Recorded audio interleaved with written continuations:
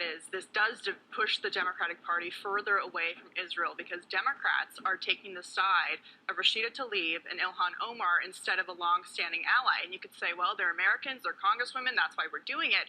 But if you look at the record and why they were not allowed into the country, the group they were going with celebrates suicide bombers who not only kill Israelis, but also Americans. They glorify terrorists who kill children. So that's one reason that they're left out. And during their press conference, and this is exactly what they're going for, they're talking about so much misinformation, right? Like, they're acting like this is about Benjamin Netanyahu when it's about BDS, which is a movement that's been around for far longer than one political party, either in the U.S. or in Israel.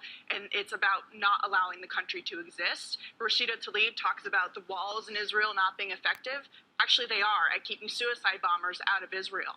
And so there's a lot of things that they're putting on the table that they don't want to talk about in terms of human rights that don't jive with the leftist narrative. Just today, the Palestinian Authority banned all LGBTQ activity in the West Bank, while Israel has one of the largest gay rights parades in the world. So they're going to have to figure out, Democrats, whether they actually support real human rights in the Middle East, which come with Israel, including for Arab Israelis, or whether they support two congresswomen who are associated with groups who celebrate suicide bombings against American citizens. One more thing about the aid point that Ilhan Omar and Rashida Tlaib are making. They're saying, well, we give Israel $3 billion in aid every year.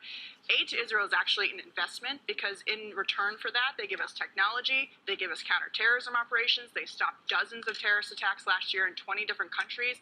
The Palestinians use our aid, our taxpayer money, to pay terrorists and their families to kill Americans and Israelis. So that's the difference. What's the return on investment? And when it comes to Israel, we get a lot in return for the aid that we're giving.